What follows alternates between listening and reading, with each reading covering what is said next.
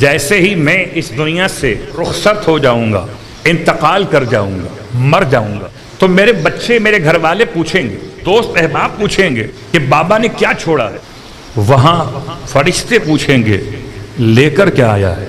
یہاں والے پوچھ رہے ہیں چھوڑا کیا ہے، وہ پوچھتے ہیں لے کر کیا آیا ہے۔ تو مجھے یہاں پر بھی ایسا رہنا ہے کہ کچھ ایسا چھوڑ کے جاؤں کہ مجھے میرے پیچھے رہ جانے والے دعاؤں میں یاد کریں، اور کچھ ایسا لے کے جاؤں کہ فرشتے مجھے دیکھ کر درود آل محمد کی تلاوت کریں۔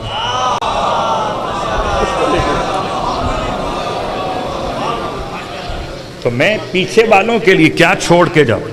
ایک بات یاد رکھیں، اسلام بڑا آسان ترین دین ہے، بہترین راستہ ہے۔ اس میں نہ تو افراط ہے اور نہ تفریط ہے، نہ کوئی بہت بڑی زیادتی ہے، نہ بہت بڑی کمی ہے۔ خدا نے بنایا ہے تو مناسب ہی تو بنایا ہے۔ ایسے ہو سکتا ہے کہ زیادتی ہو جائے یا کمی ہو جائے۔ اس کو اور آسان کر لیتے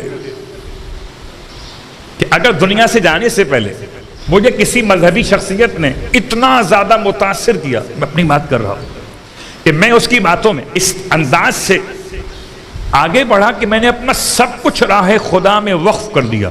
اپنا گھر، اپنا مکان، اپنی دکان، اپنا کاروبار، اپنا بینک بیلنس نے تمام قیمتی سامان سب راہ خدا میں وقف کر دیے۔ بڑا اللہ والا تھا میں، تو کیا رسول خدا بھی مجھے کہیں گے اللہ والا تھا؟ اللہ کا رسول کی نگاہوں میں ایسا انسان جو اپنا سب کچھ راہ خدا میں وقف کر دے تو خدا والا نہیں ہے۔ خدا نے ہی تو مجھے شریک حیات رکھنے کا حکم دیا تھا، خدا ہی نے تو مجھے اپنی شریک حیات کا خدائے مجازی قرار دیا تھا، خدا ہی نے تو مجھے صاحب اولاد کیا تھا، کا نان نفقہ مجھ پر واجب کیا تھا، اور میں ان کو ہی محتاج کر کے چلا گیا، تو کیا اچھا گیا اور کیا برا گیا۔ یہ الفاظ میرے اور آپ کے پاس نہیں ہوتے اگر سرکار ختم یہ مرتبہ صلی اللہ علیہ وآلہ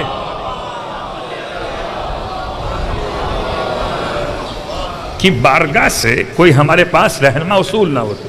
ایک ایسا ہی شخص ہے جو اپنا سب کچھ وقف خدا کر کے مر گیا، ہاں تک کہ اس کے یتیم بچے، یتیم بچیاں، گھر والے، بیوہ خاتون دوسروں کی امداد کے محتاج ہو گئے۔ اللہ کے رسول کو کسی نے اس طرح سے آپ کے سامنے تذکرہ خیر کیا اس کے لیے کہ بڑا نیک آدمی تھا، کیا کہنے صاحب، بڑی زمین تھی، بڑی جائیداد تھی، سب اللہ کے نام کر گیا۔ تو کسی نے لقمہ دیا، بچے تو روڈ پر آ گئے۔ اللہ کے حبیب نے دونوں کے تاثرات سنے، فرمایا بتاؤ وہ جس کی بات کر رہے ہو وہ ابھی کہاں ہے میت؟ کہا یا رسول اللہ وہ تو دفن ہو چکا۔ فرمایا اگر تم مجھے تدفین سے پہلے خبر کر دیتے میں اس شخص کو مسلمانوں کے قبرستان میں دفن ہونے کی اجازت نہیں دیتا۔ کیا ایصال ثواب، کیا مغفرت کی دعا، اور کیا فاتحہ اور کیا درود۔ پیغمبر کی نگاہوں میں وہ شخص مسلمانوں کے قبرستان میں دفن ہونے کے لائق نہیں۔ تو سوچئے پھر دوسری مثال اس کے بالکل برعکس، آپ کی خدمت میں ایک بیٹا پہنچا ہے، یا اللہ کے رسول کہیں سے گزر رہے تھے تو راستے میں ایک باغ مشاہدہ فرمایا، تو باغ کے مالک کا بیٹا پیغمبر کی بارگاہ میں کہ یا رسول اللہ آئیے تشریف لائیے، یہ میں اپنے باپ کے نام پر خدا کے لیے وقف کرنا چاہتا ہوں ایصال ثواب کے لیے۔ اللہ کے رسول نے باغ کا معائنہ کیا، اور ایسے ہی گزرتے ہوئے آپ نے کھجور زمین سے اٹھا کے مثال دی، کھجور کا باغ تھا، کہ اگر تیرا باپ اپنی زندگی میں اپنے ہاتھ سے ایک یہ کھجور بھی راہ خدا میں دے کے جاتا تو اس کے مرنے کے بعد تیرا یہ باغ سے افضل تھا وہ ایک کھجور کا دینا۔ بات واضح ہو؟ اب تیسرا جملہ سن لیجیے۔ تیسرا جملہ کیا ہے؟ افراط اور تفریط دونوں کی نفی ہو گئی۔ کریں کیا؟ حد اعتدال کیا ہے؟ مولا کائنات علی ابن ابی طالب علیہ السلام کی وصیت، مولا کی وصیت، ابھی تو ماہ مبارک رمضان میں مولا کا غم منایا ہے آپ نے۔ مولا کی وصیت 80 وصیتیں ہیں، مولا کی 80 وصیتیں، کتاب مرتب ہے اثبات الوصیہ پر۔ وصیتیں عوام کے لیے، خواص کے لیے، خاندان کے لیے، بچوں کے لیے، سب کے لیے الگ الگ. ویسے ایک وصیت میرے مولا کی فرماتے ہیں یا بنی الحسن، اے میرے پیارے بیٹے حسن. اور جب امام وصیت کر رہے ہوں تو صرف وصیت مولا حسن کو نہیں ہے، یاد رکھیں بالکل ایسے جیسے خدا قرآن میں اپنے حبیب سے بات کرتا ہے تو مخاطب حبیب ہوتے ہیں، مراد پوری امت ہوتی ہے. ایسے ہی مولا ظاہراً تو مخاطب تھے امام حسن سے اور مراد تمام انسانیت تھی. علی کو اپنا بابا خیال کرے، علی کو اپنا آقا اور مولا خیال کرے. بیٹا حسن اپنے مرنے کے بعد اپنے پیچھے اتنا زیادہ مال نہ چھوڑ کے جانا. تمہارے پیچھے رہ جانے والے تمہارے مال کو خرچ کرنے کے لیے حیران رہ جائیں. بہت غور کیجئے، حیران رہ جائیں کیا مطلب؟ دو راستے ہوں گے ان کے لیے.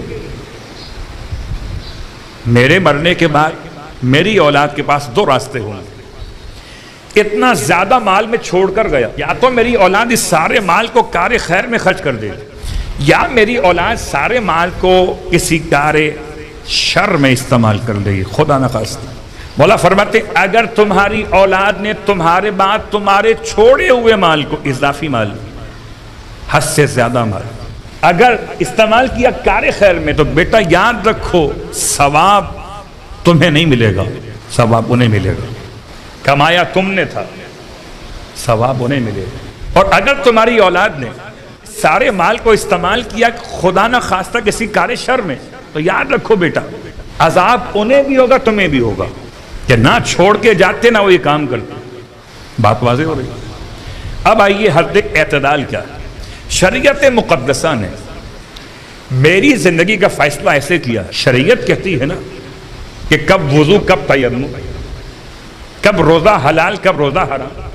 یہ شریعت تو کہتی ہے کہ کب کھانا حلال، کب کھانا حرام، کب نماز واجب، کب نماز باطل. کون کہتا ہے یہ؟ تو شریعت سب بتاتی ہے مجھے. تو شریعت نے مجھے میرے مال کے بارے میں بتایا ہے. میرا مال اپنی زندگی میں اگر کسی اپنے بیٹے کو، بیٹی کو، گھر والوں میں، اپنی شریک حیات کو، اپنے بھائی کو، بہن کو، ماں کو یا باپ کو یا بھائی کو یا بہن کو، کسی ایک کو بھی اگر کچھ گفٹ دینا چاہوں، ہدیہ، ہبہ کرنا چاہوں. ہبہ مانے بخشش، بخش دینا، تقریباً مانا گفٹ ہو جاتی ہے. اگر میں یہ دینا، شریعت نے میرے ہاتھ نہیں باندھے ہوئے، مجھے پورا اختیار ہے اپنی زندگی میں اپنی پوری ملکیت میں سے 1/3 ہو کے 2/3 ہو کے اس کے علاوہ یا اس سے کم ہو، جس کو چاہوں میں گفٹ کر سکتا ہوں.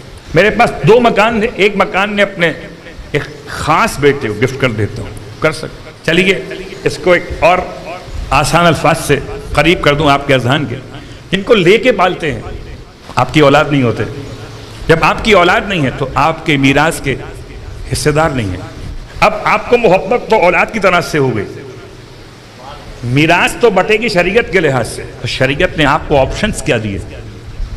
ہبہ کا آپشن دیا. اپنی زندگی میں اگر چاہیں تو یہ اس کو گفٹ کر سکتے ہیں، لیکن گفٹ کرتے وقت خیال کرنا ہے.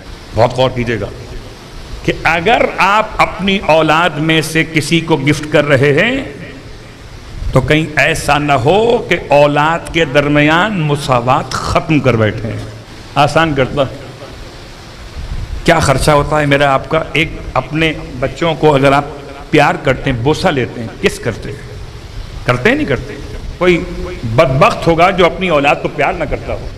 اولاد بڑی ہو جائے تب بھی ماں باپ کی نگاہوں میں تو قابل پیار ہی رہتی ہے. وہ بوسہ لینا اولاد کا، اپنی اولاد کا بوسہ لینا.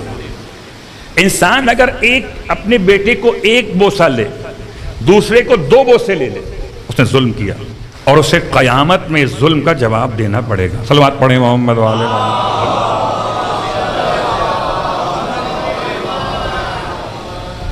اس لیے کہ دونوں آپ کو کس نے دیے تھے؟ خدا نے دیے تھے. جب خدا نے دیے تھے تو انصاف چاہیے. مثال آپ معصومین کی بارگاہ سے جاننا چاہتے؟ تو دونوں شہزادوں کی خوشخطی کا امتحان، اور کیا انصاف ہے، کیا انصاف ہے کہ جب معاملہ نانا سے چلا بابا پہ پہنچا، بابا سے چلا ماں پہ پہنچا، ماں نے اپنے موتیوں کے ہار کو اتار کے کھولا کہ جو زیادہ موتی چن کے لائے گا اس کی تحریر زیادہ اچھی ہوگی۔ اب دو بچے موتی چن رہے ہیں، جنت کے جوانوں کے سردار ہیں، اللہ اکبر۔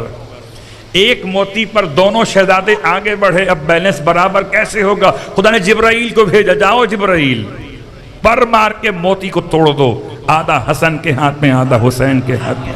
انصاف چاہیے،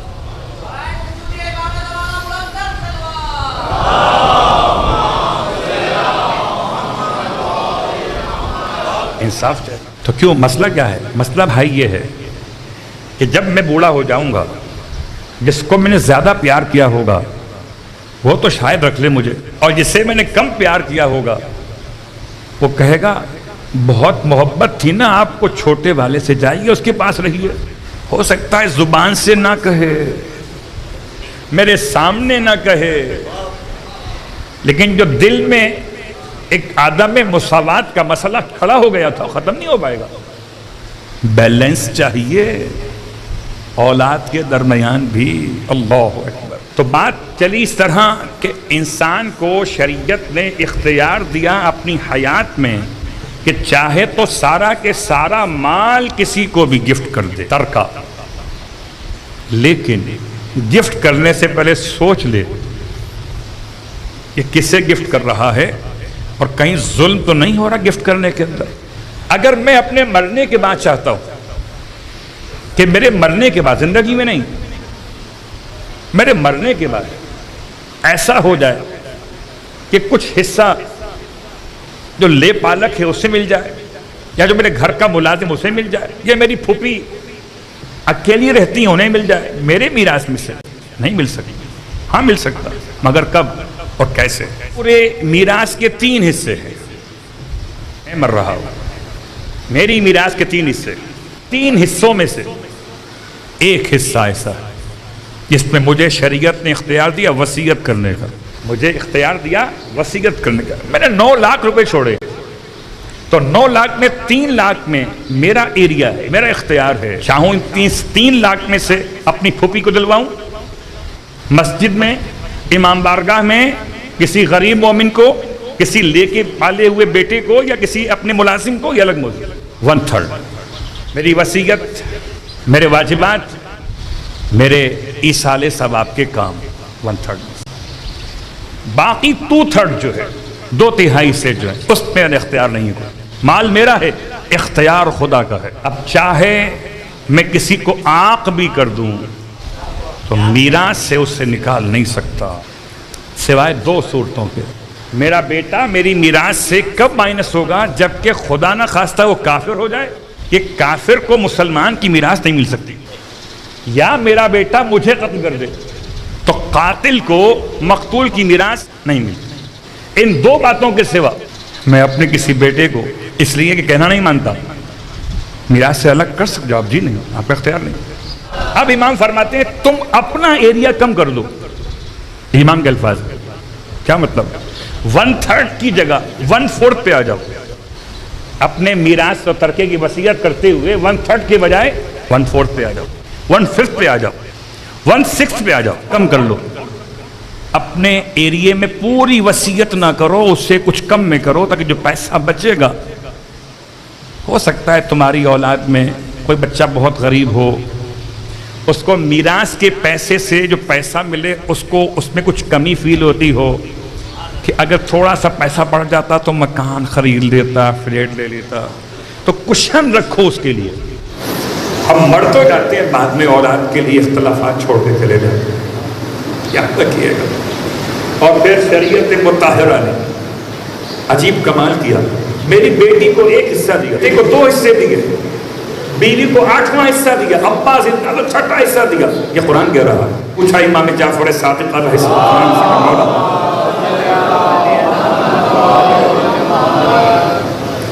پوچھا مولا سے کہ مولا یہ بتائیے، یہ شریعت نے کیا عجیب کام کیا، کیا کام کیا؟ بیٹی کو ایک حصہ، بیٹی کو 2 حصے. اس کے برعکس ہوتا تو سوٹ کرتا نا. خاتون ہے، صنف نازک ہے، ہماری بیٹی اور بہن، تو اس کو 2 حصے ملتے. میں مضبوط مرد ہوں، صنف قوی ہوں، 1 حصہ کافی تھا. امام شافعی فرماتے ہیں خدا نے حصے صنف کو دیکھ کے نہیں رکھے، ذمہ داری کو دیکھ کے رکھے. کہا مولا سمجھے نہیں؟ کہا کسی خاتون کو خدا نے کسی اور کے نان نفقے کا ذمہ دار نہیں بنایا، بلکہ دوسروں کو اس کے نان نفقے کا ذمہ دار بنایا ہے. کہا مولا کھل کے بتائیے. کہ بیٹی جب تک باپ کے گھر میں ہو تو نان نفقہ باپ کے ذمہ ہے. جب بیٹی کی شادی ہو جائے، شوہر کے گھر آ جائے تو نان نفقہ شوہر کے ذمہ ہے. شوہر نہ رہے، اولاد ہو تو نان نفقہ ماں کا اولاد کے ذمہ ہے. تو شریعت نے تینوں مراحل میں اس کے نان نفقے کی ذمہ داری مردوں پہ رکھی ہے. اسے تو 1 حصہ بھی تبرکن دیا گیا ہے. اللہ اکبر. جبکہ مرد کی ذمہ داریاں عورت کی ذمہ داریوں سے زیادہ ہیں. آپ کی محبت اپنے مقام پر، شریعت کا انداز اپنے مقام پر. یاد رکھیے جیسی ذمہ داری ہے ویسے شریعت کی تقسیم ہے، لیکن محبت کی تقسیم